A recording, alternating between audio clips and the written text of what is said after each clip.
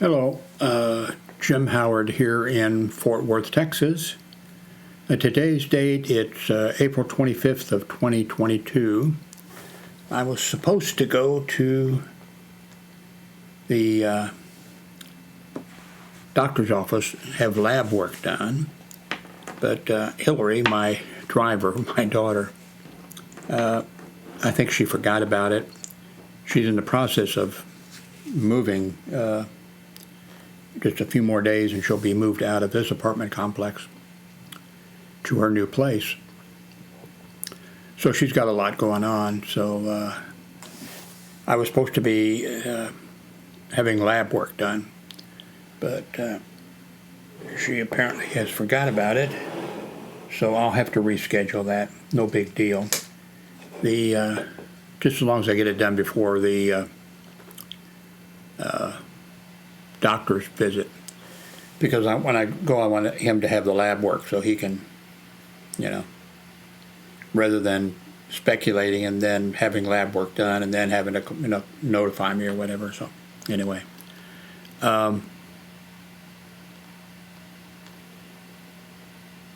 wanted to tell you about a guy that has, let me hang on here a second. That's not it. That's not it. I don't know what I'm doing. Hang on here a second. Nope, wrong one. There we go. I've been watching YouTube videos, and this guy, his FirefighterNOW is his website, and he does a really good job. I like the way he does it. He's a fireman, and of course he's also a paramedic, and he takes other videos and explains things and talks about things, but he doesn't. I've watched quite a few of his videos now in the last few days. He doesn't, attack people or say that people are doing something wrong. He just explains it or whatever. And I actually went through, for a volunteer fire department, I've mentioned this story before, but I went through the training, and there was a group of us, and let me back up a little bit. When my wife and I moved to Belton, Missouri, I checked with the local police department to see if they had a reserve police program, and Belton PD did. And then I, indicated I was interested, and I got a call. I'm not sure if I got a call from the chief or if I had to call the chief, and he said, "No, we can't do it. I can't take you because you're a private security officer." And I said, "Well, that's in Kansas City, Missouri. I'm a private officer there." And I said, there would be no chance of it confusion. No. I said, "Oh, okay." So there was a real small community that had a fire department. Actually, it was a state fire district or whatever. The state has fire districts or whatever. And so that was in Raymore, but it covered an area outside of Raymore. In fact, it covered over into the next city, Belton, part of there. But Belton had a fire department, and so there was an overlap. And then there was some, the Raymore fire chief. I forget what they did. They changed the name a number of times. They fire, but he said, well, I am this is a state fire district, and so I have jurisdiction over that area over there in the Belton, fire department. And I think the chief there said, "No, this is the city of Belton, and I have jurisdiction here." They were arguing over, I think, a strip mall parking lot or something like that. Maybe a bigger area than that. But so anyway, I found out that they they had a reserve, or they had a fire department, volunteer in Raymore. So I volunteered and started going through the training with a bunch of other guys. And then I found out that, hey, Raymore they have no paid officers. Let me bring back this other, since I'm just yakking.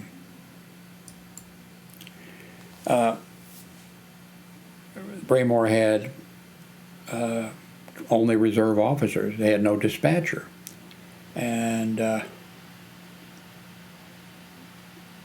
in the beginning that we had to use. Anyway, I went through their training, which didn't consist of much, but then I'd been a security officer in Kansas City, Missouri at hospitals for years and years.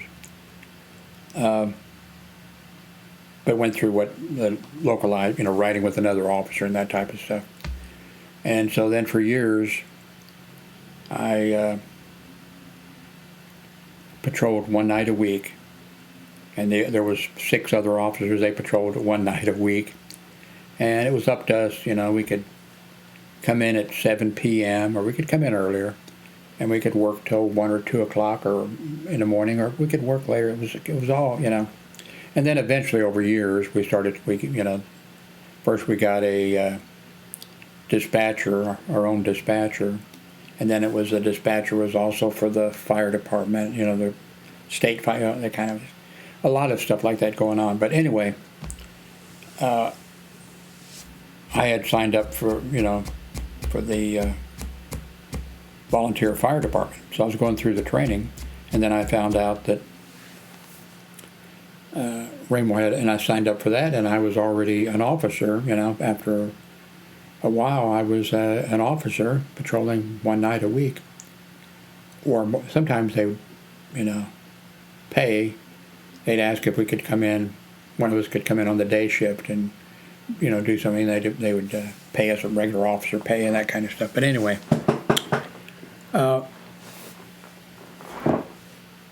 so the bunch of us that were going through the training for the volunteer fire department. Well, anyway, this was back when Roots was out, the series. Let's see, wait a minute. Oops, I got to turn the wrong one. I got to get this straight. Roots.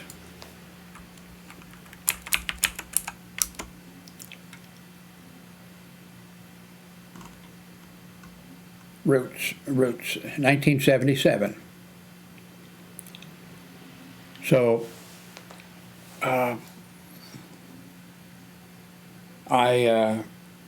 everybody was watching it. It seemed like the entire United States. Maybe it wasn't being watched in the South. I don't know. Maybe Alabama and Mississippi and Georgia or something. Maybe they didn't watch it. I don't know.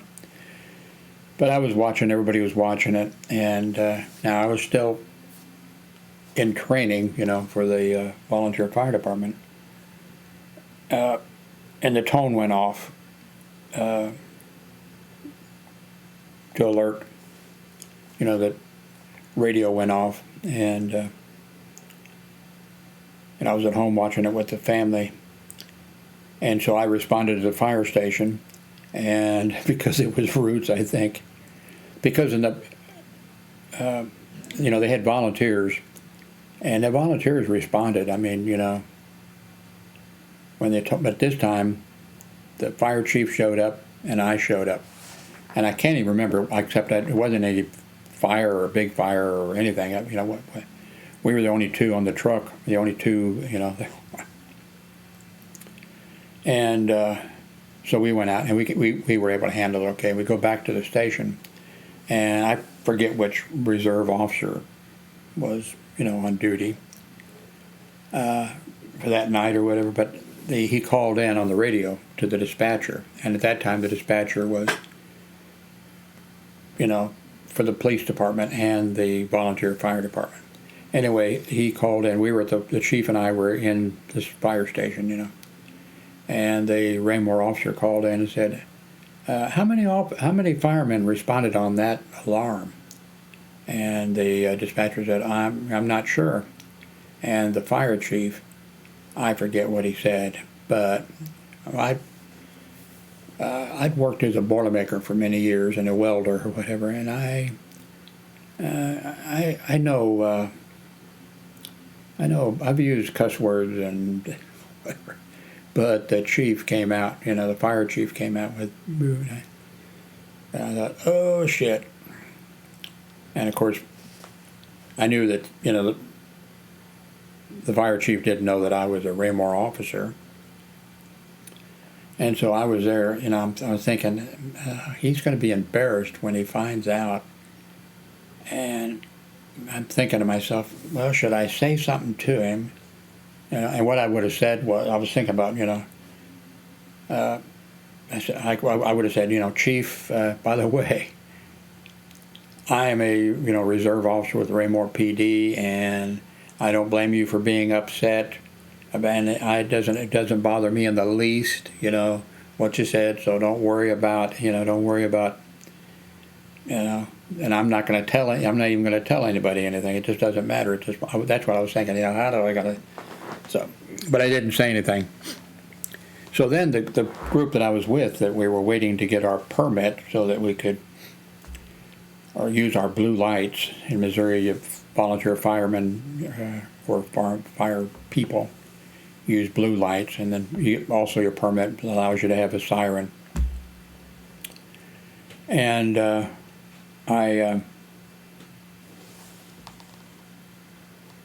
we were all then, we'd finished our training, and the guys were standing around, when we had training or when we had, when we responded on a fire or something. I had a hard time making it to the fire station because I had to leave. I was close. I was just a few hundred feet outside of the city limits of, but depending on the time of the day, I jump right in my car, get up to the, go a few blocks up there, and then there was 58 highway, but it's not a, it wasn't a big highway. It came through Raymore and into Belton, and then, but there was a stop sign there, and then of course there was quite a bit of traffic. Not as much as you would think like a highway, but there was traffic. And I would pull up, and I probably could have gone out, stopped at the stop sign and then gone out, but kind of cutting it kind of close or something. I wasn't about to do that, risk my life and risk somebody else's life and whatever. So it seemed like most of the time just the fire truck would be pulling out, just as I pulled into the volunteer fire station or whatever. But so anyway, the guys are all wondering, why haven't we got our card? They all wanted that card so they could, run blue lights and siren. One of the benefits. But I thought, I think I know. And then I got notified that the assistant fire chief wanted to talk to me.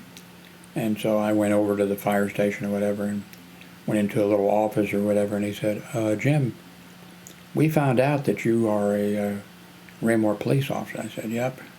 And he said, well, you can't be a police officer and a fireman. Now, I'd already figured out being a fireman is hard work. It's a lot of hard work, a lot of dirty work. You go out on people don't realize how much is involved, and, you go out on something and you go back and you have to clean the truck and restock. I mean, it was a lot of work.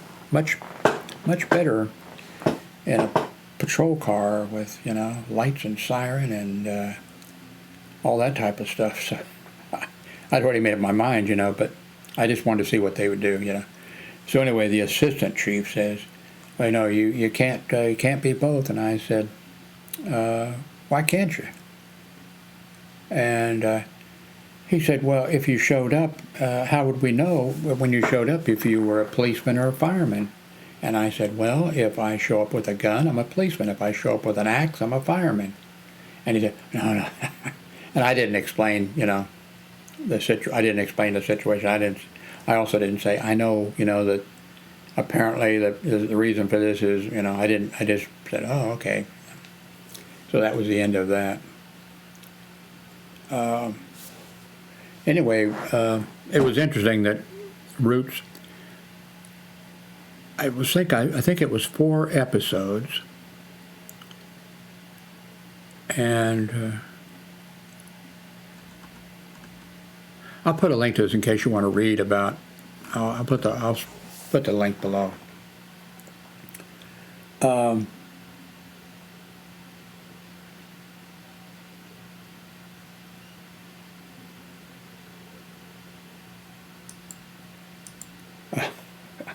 I'll never get the hang of this.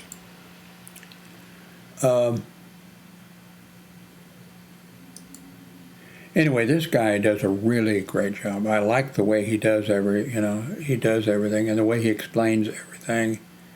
And I know some of the stuff, but there's some stuff that I didn't really know, even though I went through that short little training thing. But they didn't, There's a lot of things I didn't know that I find interesting about, because I've watched in the past, some YouTube videos of fires or the fire department responding. I knew how they, they labeled the building, A, B, and C, and D, or whatever, that type of stuff. And I knew a bunch of that stuff. Now, just before I started, I think that's the reason this guy popped up. Somebody had a YouTube video, the worst fire department in the world, and it was a volunteer fire department. And I agree. I watched that video and thought, oh my God, the house burned down, and the place next to it burned down. And I think it was 30 minutes before they even got any water on the building. They were a volunteer fire department, and a couple of volunteer firemen or fire people, or whatever, had already showed up, and they didn't have any of their bunker gear. They didn't have any of their gear.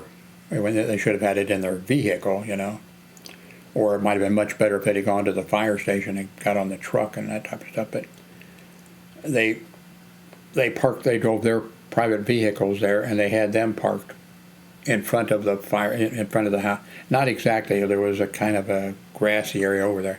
There was 3, 4, 5 cars there, volunteer firemen there.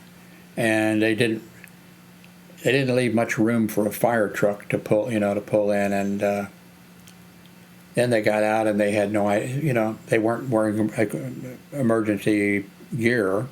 But now the guys that came on the fire truck, of course, they had their gear on.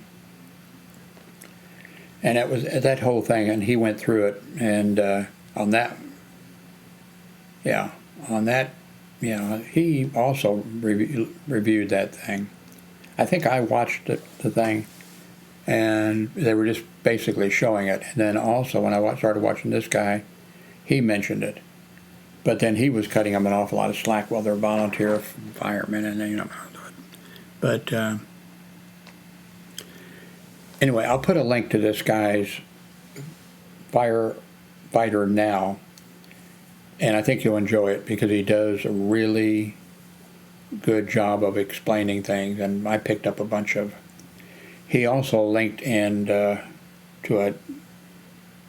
a fire department in Japan and showing how it works there, and that was really interesting too, to see that. And of course he commented on this, but there's a guy the guy they're kind of watching using is for this documentary or what, it was a YouTube thing, but whatever. A young guy, he studied, I think on his own, for a year, studying what he needed in order to be a firefighter, and maybe like a civil service test or something like that. And he got accepted.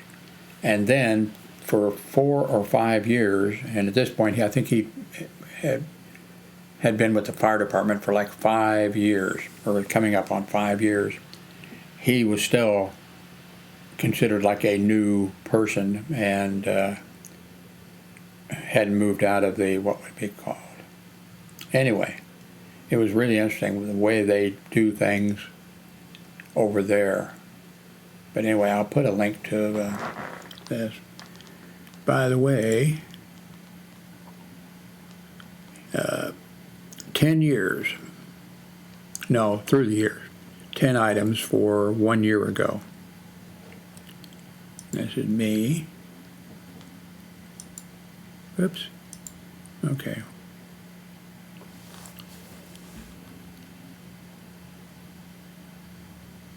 Oh, I can add a caption. I see. I should be doing that. Maybe, well, nobody else sees these. Wait, do I have to go back?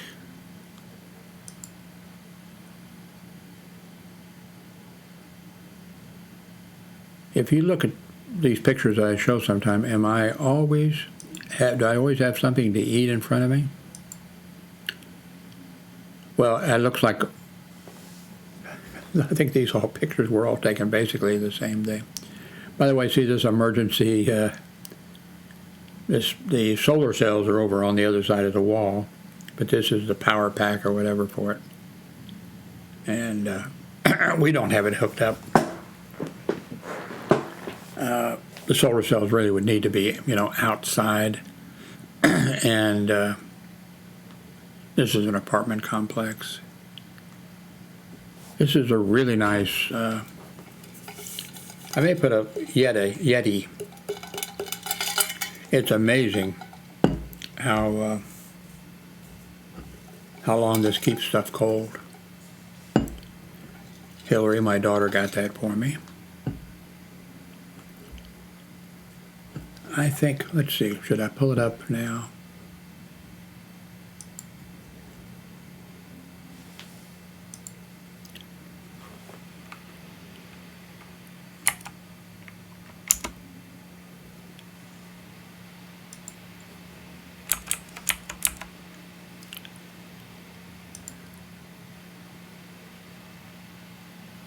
Yeah, they make a whole bunch of things. I've got, let's see, what is it? I've got one of these containers that you unscrew the lid on it and put a can. It fits, put a can in there like a can of Coke. Put the lid on it, and I'll take a nap. Now I agree, I don't sleep a long time, but I'll wake up several hours later, and I'll think I'll throw that away, and it's still ice cold. So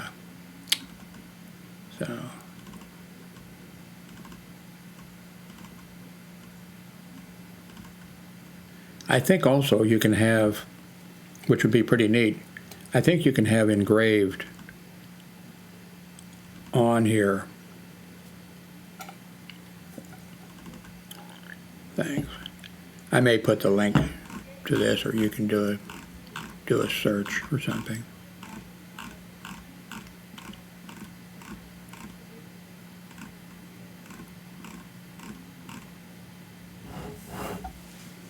Let's see, what else did I want to mention? Roots. I didn't want to mention that. I got sidetracked. By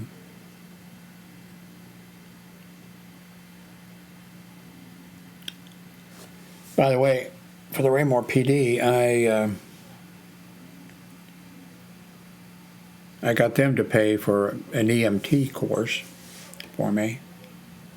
And then the volunteer fire department was the people doing the EMT thing. And then they were doing the classroom at the hospital that I worked security at. So I would be sitting in class, and of course I was the only security officer. I'd be sitting in the class, and then occasionally the instructor would say, okay, it's 9 o'clock, Jim needs to go lock up the hospital. And they'd take a little break, And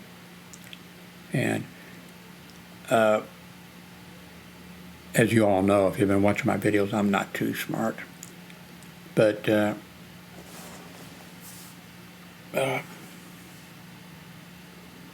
so we just started the course, and the first part of the course was on legalities, things like that. And like when I was filling out the thing, I thought, I'm acing this, and I did. And then the instructor, when he graded, he says, wow,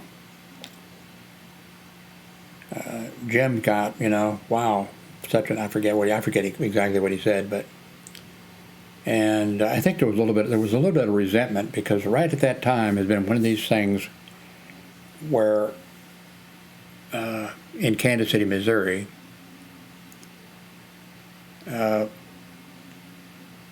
so I forget the details. Something happened, and somebody collapsed or something like that, or whatever. And there was I'm not sure if he was an EMT or a paramedic, but he was inside McDonald's or something like that, and looked out and saw it. And he went out and told the police, I guess he did, hey, I'm a paramedic or whatever, can I help? And they said, yeah, you can help, get out of the way. And then I think he tried to, push himself in, do something, and they ended up arresting him. So I was in a classroom right after that, like it was the next day or a couple of days later or something, and every one of those firemen and soon to be, what were we taking?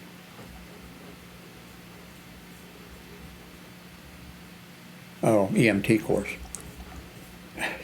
They were all kind of pissed at me. And I was sympathetic to their cause, but I could understand both sides of situations like that. And, this guy that went out there, he wasn't in uniform, and I guess he told them who he was, but still. But anyway, so they were like, the instructor here said, wow, Jim aced this, and I said, well, he said, I forget what he said, let's say he said, looks like Jim's going to do really well in this course. And I said, no, wait a minute. I said, this is something that I have to know for my job as a hospital security officer. This is something I have to deal with. And on this, I did really well. But you guys are all going to beat me on the rest of this stuff because I don't know anything about it. Well, I knew a little bit about it, but, and sure enough, I did great on that first part, and then the rest of it,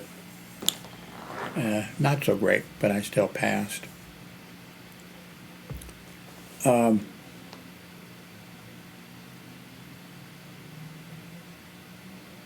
Now, there was some of the things they couldn't do at the hospital. Like, we had to go to a junkyard and, use the jaws of life, that type of stuff, get people out of, how to get people out of crash cars without pulling their arm or leg off, or, causing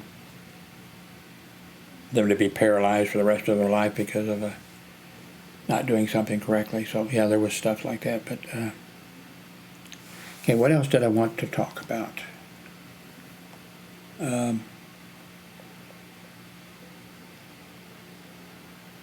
I guess the main thing is I really want to recommend this guy, and I'll put a link below to his site.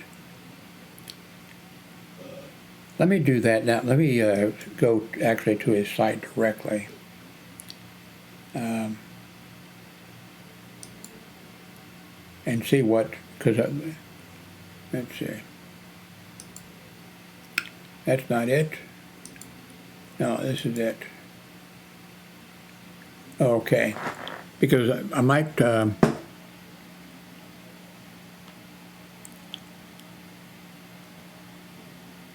Okay, I watched this one. We need more firefighters like this. And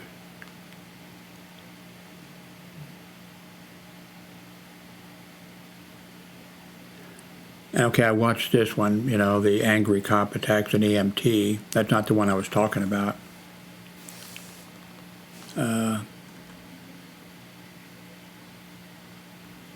I think the slowest fire department I've ever seen, that might be the one that I was talking about,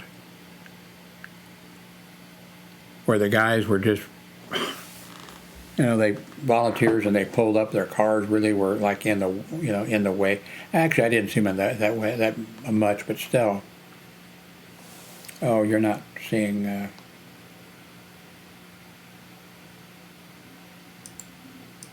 Damn, I wish I could. Okay.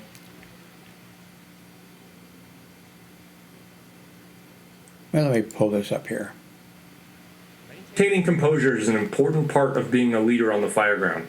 Let's see how it's done. Farm engine 5, engine 11, engine 12, ladder 5, ladder 13, rest 5, squad 3, squad 2, battalion 2, battalion 178, 448 Texas Street Northeast.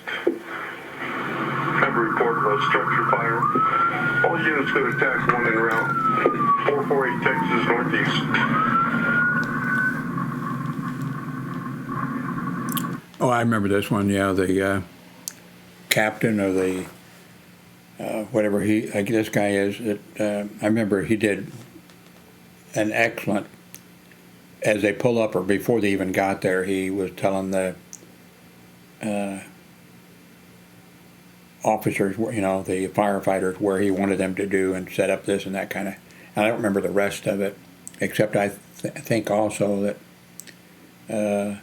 this FirefighterNOW guy praised the dispatcher a lot for getting giving all the information and then repeating it and that type of stuff. Let's go back to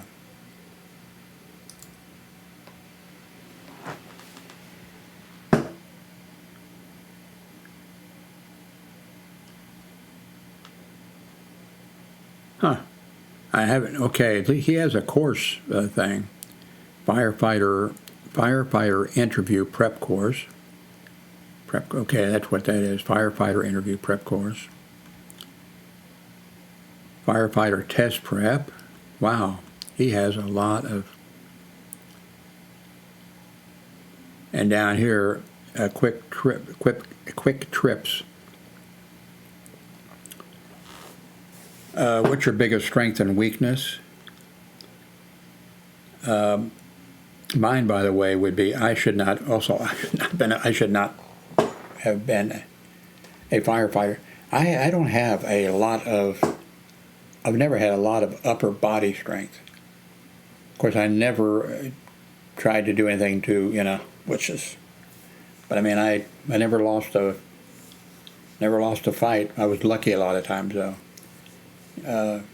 There were people who were on drugs, and sometimes people on drugs are really. I was off one night when the shift I worked, midnight shift. They had a big guy, strong guy. In fact, he was the son of a doctor, but he was on drugs, and he went crazy, and.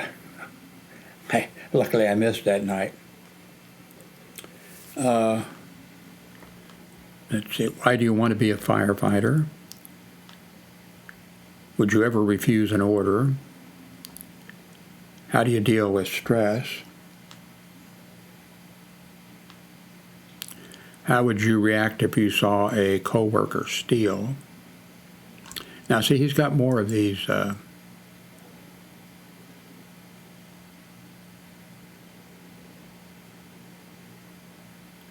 How would you deal with conflicting orders? I've mentioned this before in a video. A hospital that I worked at, the director of security was, it turns out, I didn't know until fairly recently, until Trump became president.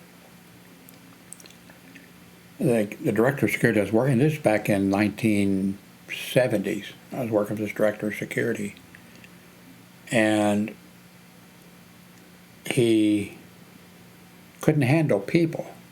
I mean, he was a major in the Army, and he had to leave because of a car crash and messed his leg up really bad.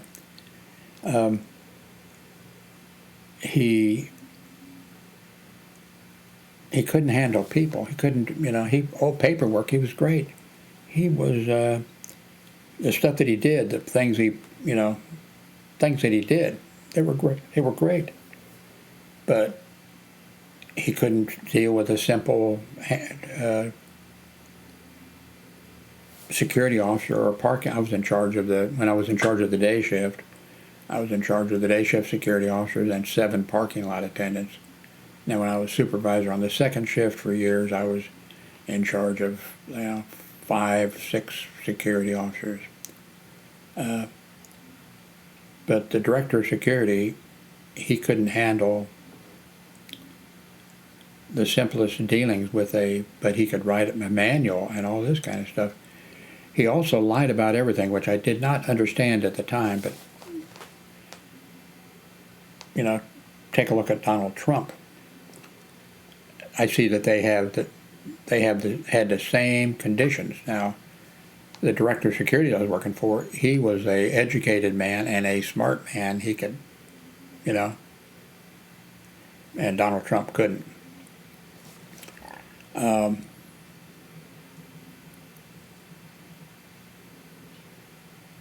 Let's see. Oh, yeah, that was the thing. Would you ever,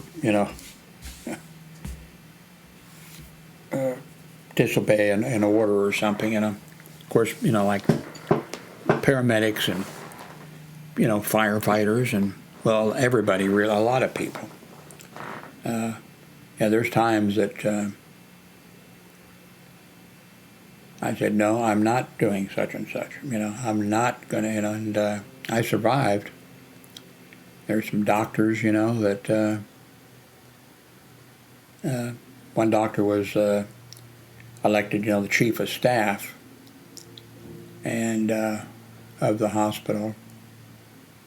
And I had just got a patient, well, the nurses mainly did most of it. By the time I got there, they got this guy, he was a drunk, an alcoholic, and he was being combative or whatever, and they pretty much, when I got there, then I talked to him, got him calmed down, then I stood outside the room to make sure that he stayed calm for a while, and then along comes this doctor, a doctor who was supposedly, patient said he was a great doctor, Dr. So-and-so, great doctor. But I could tell where he was at the hospital by the nurses that were crying. If I started my round, now I didn't start, when I made my rounds, I didn't start at the 6th floor and then go to the 5th floor and go to the 4th floor and go to the 3rd. Maybe I did that a few times, but I was systematically unsystematic. I might start at the 6th floor and go down to the 1st floor and check it, and then I might go back up, so they don't know, so they can't set their watch by and all that kind of stuff. But anyway, I could tell where that doctor was. If the nurses were crying on the 6th floor, if they were crying on the 5th floor, okay, he'd made it to the 5th floor. If they're crying on the 4th floor, he made it to the floor, If on the 3rd floor nurses weren't crying, okay, he hadn't made it there yet, whatever. And anyway, he showed up at the door, and he was chief of staff or whatever. Is that what they call it? It was where the doctor's elected. I'm not sure if that was it. Whatever it was big deal for the doctor. He showed up and he said, "What's going on, Jim?" And I said, "No, patient a little bit out of control. The nurses did pretty well getting him all calmed down and everything. I'm just standing by for a little bit. And he says, I'll go in and check. And I said, no, doctor, that's fine. It's not your patient. He's all calmed down. I don't need you riling him up. And actually, he just, okay, he went away. And then the patient's doctor showed up because they called him in. I don't know where he was. Maybe he was in the hospital someplace because he showed up really real quick. And he came up and, Jim, how's everything going? I said, oh, nurses got him calmed down pretty good. And I showed up and had a little talk with him, and he's calmed down now. I'm just standing by a little bit to make sure. And he said, oh, okay. I said, but I may be in some trouble. And he said, why? And I said, well, Dr. So-and-so showed up, and he wanted to go in. And I told him no, he couldn't go in. I was afraid he'd rile the patient up. And he said, don't worry, Jim. I don't want that son of a bitch talking to my patients or in with my patients or whatever. He said, you don't have anything to worry about in that. So, and then I've told this story several times where a different hospital, Trinity Lutheran Hospital, well, that's when I told you about where the director of security was. I found out. I didn't know what the problem was. I just thought, and when I would have to do a grievance on this guy, my director of security, and I won him, I was surprised. He was so smart, but it didn't make sense to me. And I just couldn't. If I had known, if I had read a book or something or other,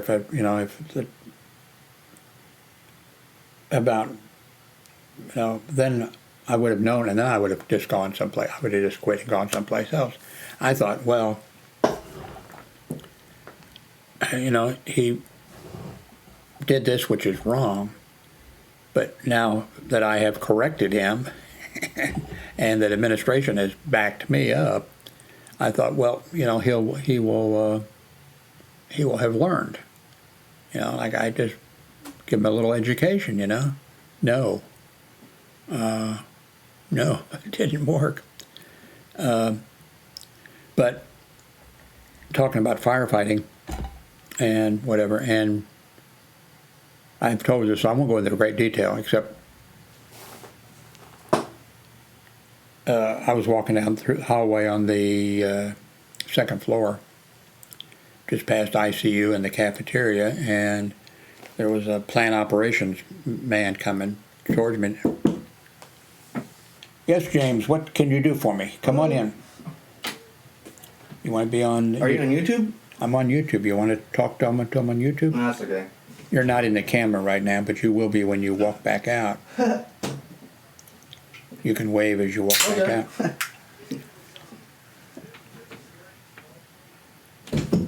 I've got a little refrigerator here. So my son's getting a Coke, my grown son. So anyway, we both smelled smoke at the same time. I said, I smell smoke. And the plant ops guy said, I do too. And I said, it's got to be this door or this door. And I unlocked the one door on this side. He unlocked the door on the other side. Smoke came pouring out. And you could see the fire, coming out. And I grabbed my radio, emergency Dr. Red, telephone equipment room, second floor, code red, and then the switchboard operator, announced it immediately. And then I pulled the fire alarm on the wall, and that also set off the alarm, and that also shut down all of the air handling equipment and everything. The plant ops guy, he grabbed a fire extinguisher and was, trying to put the fire out. There wasn't any reason, and there wasn't any room for me to get around him to, help him, whatever. So I stood by, but anyway, then the director of security. Now he had been in his office on the 6th floor, and the lady in the gift shop, who happened to be at that time the head of the volunteers. She'd been, I think, she was a nurse, I think, and whatever. But then she switched over to being in charge of the volunteers. A department head, and anyway, she smelled smoke, or maybe even saw some, and she called the security office. And he answered. So he was on the 6th floor. And when she told him, she smelled smoke or something or other, he should have taken the security radio and put it out, the volunteer's office or whatever, he should have. But no, he wanted to, she was a department head. So he goes down there, and he gets down there. Meanwhile, he gets down there, and I've pulled the fire alarm and the switchboard operator, everything, And then he calls down, and he says, Jim, the fire's on the 3rd floor here underneath the refrigeration unit for the flowers and stuff for the gift shop. And I said, no, sir, the fire's on the 2nd floor. And then then he comes back. I got the fire department up here, and I stopped him up here. And the thing is, and he goes on, and I said, no, the fire, I'm here. Flames, smoke. The fire is here in the telephone equipment room on the 2nd floor.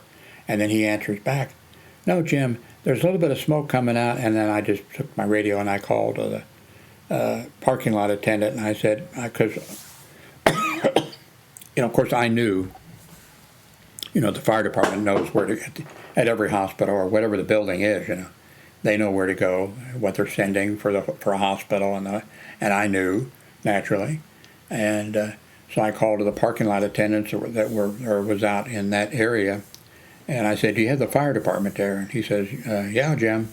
I said, okay, bring him in through the 2nd floor, come through the dock, and come over by ICU and the cafeteria. The fire is here.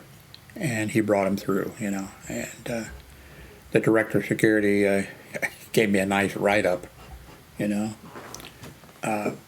but, yeah, the things that have been reported about Donald Trump, this guy had the same things, except this guy, Mr. Ross, was a smart man, and he could be articulate, but he also lied about everything, and he lied about stuff that, why would he lie about, why would he lie about something like that? That's too what I couldn't wrap my head around. The one thing was, he had security against my, take over snow removal. We had a company, Home Lawn and Garden, that for years, when it snowed or whatever, we would just call them. They would immediately come out. They were, they were lawn and garden company with the people they needed, and they would take care of our parking lot. Great for us. Director of security decides that we're going to take over, and he goes through this, he had all his supervisors together, Oh, great news. We're sitting there, Great news. I figured out a way we can get a brand new Jeep, we can use to patrol with and whatever. And we'll get that by doing snow removal and blah, blah, blah, blah, and he had it all, And then he calls on his lieutenant who, the lieutenant was terrified of losing his job or somebody taking his job away from him. And actually, this director of security I believe firmly caused this guy to have a heart attack, a couple heart attacks. And department heads called Manuel Mr. Ross's whipping boy. And then I actually saw that happen. I was up in the director of security's office, and Manuel, called on the radio and said that such and such a parking gate wasn't working, which happened often, these gates with the thing. And we, security, we had to know what to, and even I showed the parking lot attendants, what they could, how they could flip the switch and raise the arm or whatever, flip it, do this, and, so Emmanuel called and said, I've whatever. And then Mr. Ross said to me, Jim, what's this? Oh, what's this? And then he, what do you mean you know, turned off? And then you could actually hear, you know, Manuel on the radio, and then Mr. Ross was just laughing, you know, you know, and then he was like, come to the office immediately. And then Manuel came up and was actually, he was shaking. I mean, he was, and I said, Mr. Ross, I've got, and I left, you know. And I did tell, when I did one of my grievances, I did mention that to the assistant administrator of the hospital, and also to the human resources manager, whatever. And they actually already knew about it. And, you know, why they didn't do something, I don't know. But, anyway,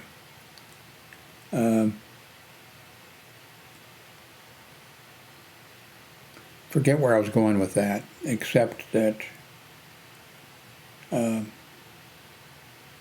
oh, yeah, there was other times too, you know, I had the director of security there at that hospital, you know, man, I'm not somebody who's calling the news media, you know, fake news or any of that kind of garbage. I'm not that stupid. But I worked part-time as, you know, an extra security job at KCMO television and radio or whatever. And, but then I'd seen, anyway, had a little bit of experience, you know. Mr. Ross, I was in charge of the day shift at that time.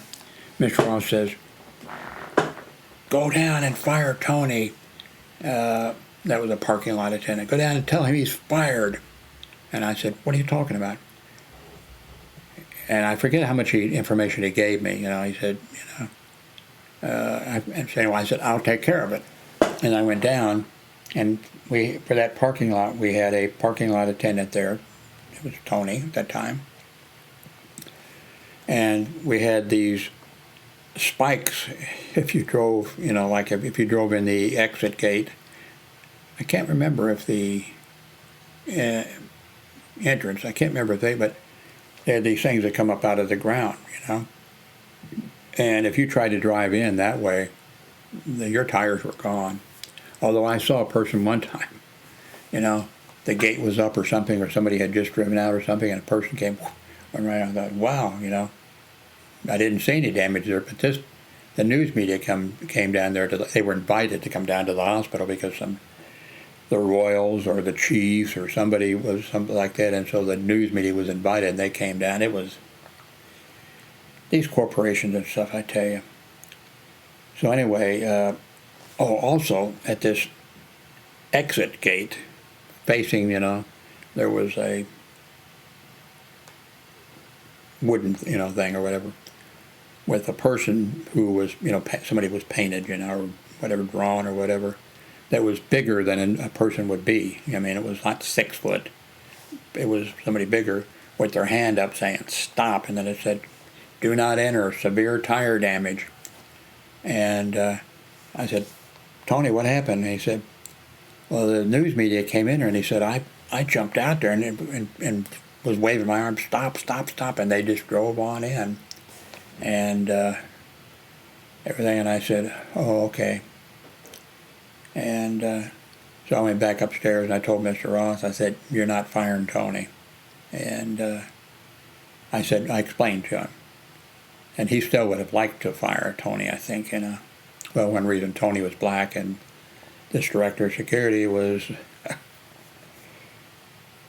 racist. I have no trouble saying that, you know, at all, because he was. But anyway, let's, you know, this, wow, he has, see, I didn't see this before.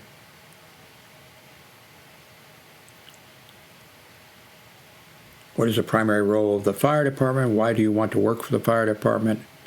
I wouldn't want to work for the fire department.